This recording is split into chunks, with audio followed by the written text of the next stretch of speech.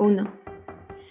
Greetings, I'm Michelle Espinosa Martinez, and I'm going to present my project, Phospholipid-based micellar nanomedicine for tocotrienol delivery in leukemia therapy. We are going to start with the abstract. So phospholipids are widely used in drug delivery systems due to their amphiphilic nature, enabling the formation of micelles and liposomes that encapsulate both hydrophilic and hydrophobic drugs.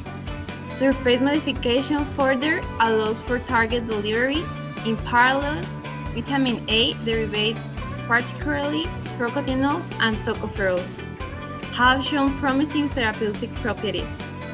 Tocotrienols found abundantly in Tocomin, a palm oil extract containing 30% tocotrienols and 10% alpha tocopherols, exert potent antioxidant and anticancer effects, especially in leukemia models.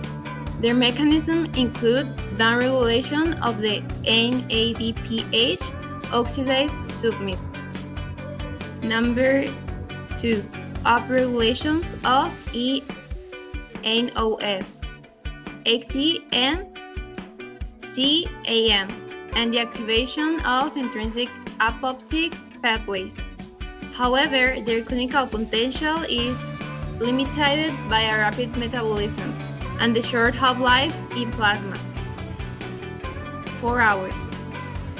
To enhance their stability and sustained bioavailability, we developed a micellar nanomedicine system, encapsulating Tocomin using soy phospholipids, 80 mg in 10 ml of chloroform, and polyvinyl alcohol, PBA, 20 mg in 10 ml aqueous solution.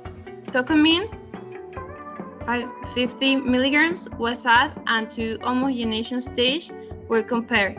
Properly stirring, 500 RPM for 15 minutes, and ultrasonic homogenization with scaled down volumes, 1/10.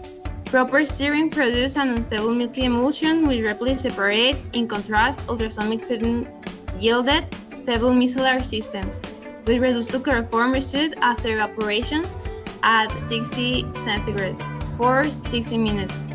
Dynamic light scattering DLAs indicated particle sizes ranging from 50 to 60 nanometers, while scanning electronic microscopy SEM confirmed a semi-spherical morphology. Fourier transform infrared spectroscopy FTR showed characteristic bands confirming phospholipid-Tocomin interaction,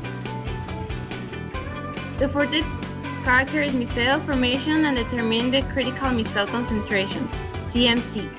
We are currently implementing fine fluorescence proving. Fluorescence intensity ratios will be plotted against the logarithm of phospholipid concentrations to identify the CMC at the inflection point. This strategy aims to optimize the formulation for potential use in leukemia therapies. We are going to pass to the introduction. Leukemia is a type of blood cancer that begins in the bone marrow, the soft tissue in the center of bones, where blood cells are formed.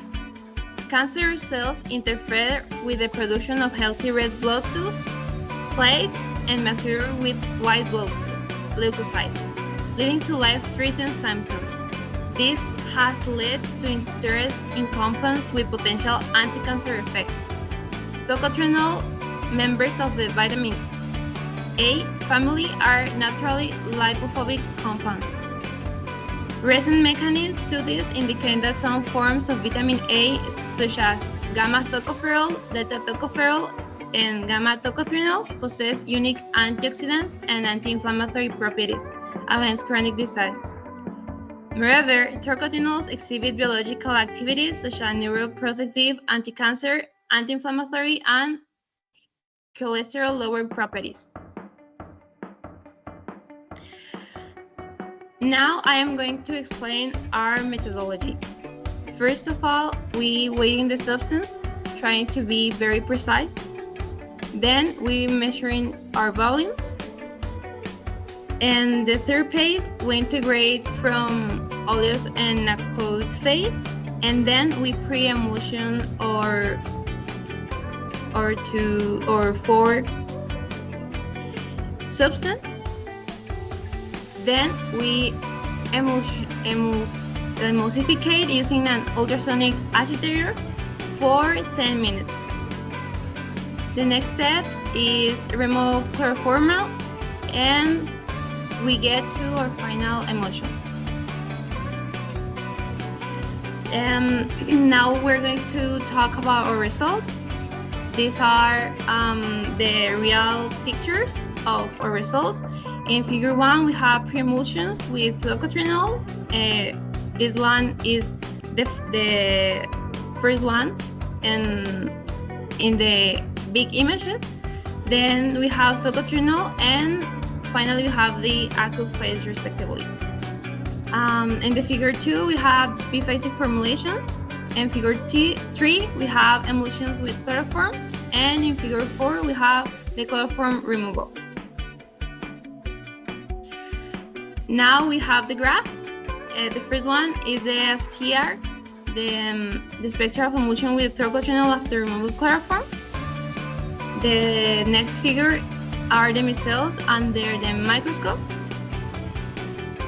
Then we have the tocotrienol molecule and the soy phospholipid molecule. And our last figure is the turbidimetry profile of the emulsion with tocotrienol before removing chloroform. In conclusions, the results obtained so far open new possibilities and questions to explore. This investigation is still in process, and we expect to obtain more solid and relevant conclusions. We are still measuring, observing, and focusing on the stability of the emulsion. Additionally, we have planned measurements to verify the nature of our solution and how it behaves.